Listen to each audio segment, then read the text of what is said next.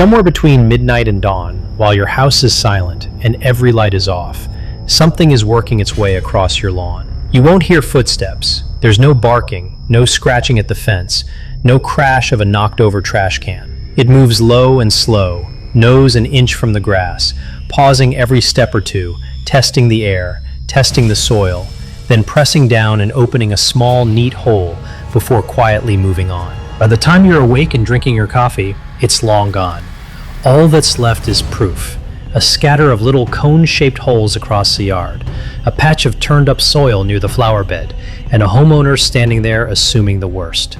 Most people look at those holes and think one thing: a skunk tore up my lawn. But almost nobody asks the more interesting question: what if the skunk isn't the problem at all? What if something was already living under your lawn, doing damage for weeks, and the skunk is simply the first creature smart enough to notice? Before we get to the skunk, we need to talk about what's already going on beneath the surface of your grass, because that's where this story actually starts. Right now, just a few inches under your lawn, there could be dozens, sometimes hundreds, of thick, pale, C-shaped grubs quietly feeding on the root system that holds your grass together. Beetle larvae, cutworms, the early stages of insects most homeowners never see and never think about. These things don't make noise. They don't leave obvious tracks on the surface. They just chew, day after day, night after night, cutting through roots you never knew were under threat. The damage doesn't show up right away. It shows up weeks later as patches of brown grass that won't respond to watering no matter how much you use. Sections of lawn that feel spongy, or worse, lift up like a loose rug because the roots underneath have already been eaten away. By the time you notice, the infestation has usually been building for an entire season. Reseeding is expensive. Soil treatment is expensive. And if you've paid a lawn company and still can't figure out why the same patches keep dying, there's a good chance nobody ever told you the real cause. It's already living under your feet. This single issue is responsible for a staggering amount of lawn damage across the country every year. And here's the twist: a skunk can smell it from ground level in total darkness before you'd ever notice a symptom. So let's talk about what that skunk is actually doing out there at 2 a.m. It isn't wandering around lost, it isn't confused, and it definitely isn't out there hunting for a fight. It's there because its nose is picking up something yours never could. A skunk's sense of smell is an extraordinary piece of biological engineering, shaped over an enormous span of evolutionary time for exactly one purpose: finding insects and small invertebrates hidden beneath dirt and grass. Where you see a flat, even lawn, a skunk is reading an entire map written in scent. It knows where the grub concentration is heaviest. It knows which patch of your yard is worth the effort of digging, and then it walks straight there, with no hesitation, because it already knows what's waiting. Every one of those small, cone-shaped holes you find in the morning is the record of a decision that was already made underground. The skunk smelled something alive beneath the soil, used its powerful front claws to open a short, precise dig, and pulled out exactly what it came for: one hole, one grub gone. It isn't randomly tearing up your yard for fun. It's operating on information your lawn service would need expensive soil sampling to even detect. And it isn't stopping at grubs. On a single night of feeding, a skunk working your yard is likely also clearing out cutworms, which chew through plant stems and can wreck a garden bed overnight, along with crickets, ground beetles, and grasshoppers. In cooler months, it's picking off moth larvae before they can overwinter in the soil and hatch the moment spring arrives, ready to start feeding all over again. And depending on the season, it might even be after small rodents tunneling through your root systems, a completely different kind of underground threat. None of these creatures arrived because the skunk showed up. They were already there.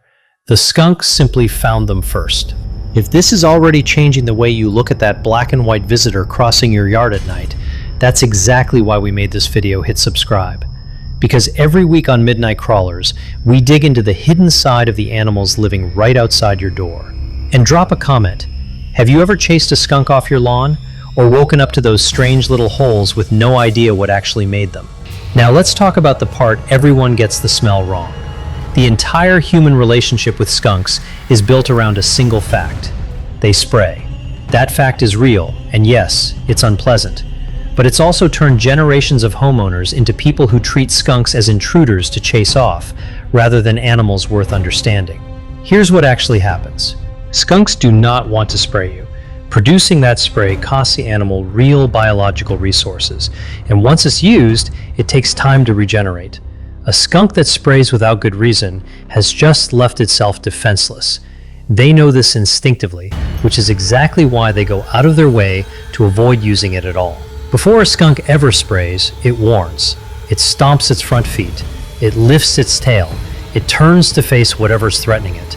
Often, it will simply back away first, hoping the threat takes the hint and leaves. The warning sequence is long, deliberate, and completely unmistakable once you know what you're looking at. A skunk spraying someone who genuinely wasn't threatening it is rare. Nearly every spraying incident involves a person or pet that missed the warning signs, moved too quickly, or cornered the animal with no way out. A skunk crossing your dark lawn at 2 a.m., nose down, completely locked onto the scent of a grub it just located, has zero interest in you. You are not food. You are not a threat. Stay quiet, give it room, and it will finish its route and disappear before you even realize it was there. The spray isn't who the skunk is. It's the very last option on a long list it would rather not use. Here's the part almost nobody connects. Those holes in your lawn aren't the damage. They're the receipt for damage being undone. Think about the math. If a skunk works your lawn for 3 nights straight and digs 15 holes each night, that's 45 grubs pulled out of your root zone. 45 larvae that will never finish developing, never emerge as adult beetles, never lay eggs in your soil next year, and never spend the rest of the season chewing through your grass roots. The holes themselves heal within about a week. The grass grows back over them.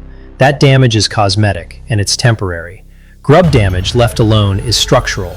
The roots keep disappearing, the brown patches keep spreading, and eventually the turf separates from the ground entirely. A lawn in full grub infestation needs to be treated or replaced, and that's a process that eats up an entire season and real money. A skunk is doing in a single night what a chemical soil treatment takes weeks to accomplish with no chemicals, no runoff, and no collateral damage to anything else living in your yard. Here's a fact that tends to stop people in their tracks. A skunk can detect a single grub moving under 2 inches of compacted soil, not see it, smell it while simply walking across the surface in total darkness, surrounded by 1,000 other competing scents. Their nasal anatomy is purpose-built for exactly this kind of underground detection. It processes scent with a level of precision that makes even a dog's nose look crude by comparison. It can tell the difference between soil that holds larvae and soil that doesn't just by crossing it on foot. Nothing about the digging is random. Every hole means a confirmed target before the claws ever touch the ground. This isn't a scavenger picking through scraps. This is a precision instrument shaped by millions of years of evolution, running a focused extraction operation through your yard and removing the exact organisms that have been quietly wrecking it from underneath. So what does it actually mean when the same skunk keeps coming back night after night? It means your lawn has grubs. Not might have, has. A skunk that visits once and never returns found just enough for a single meal, but not enough to justify coming back. A skunk that returns for several nights in a row has found a food source worth the trip, which tells you the grub population under your lawn is significant enough to sustain repeat visits. Most people read repeated skunk activity as an escalating annoyance. What they're actually looking at is a live diagnostic report delivered for free about a problem their lawn company would happily charge them to test for.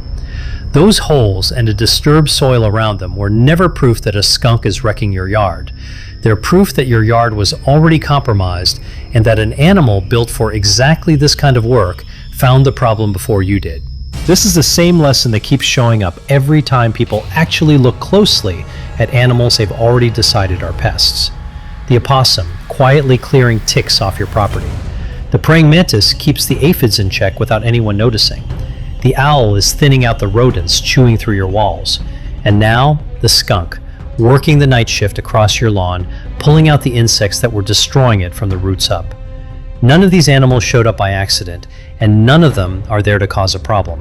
They showed up because your property already has something they need, and in the process of taking it, they end up solving something you would otherwise be paying someone else to fix. The skunk didn't cause the grub problem under your lawn. It found it. And every single night it comes back, it's handling it quietly, precisely, and for free. So the next time you spot those small holes in the morning, or catch a black and white shape moving slowly across the grass in the dark, you'll know exactly what you're looking at.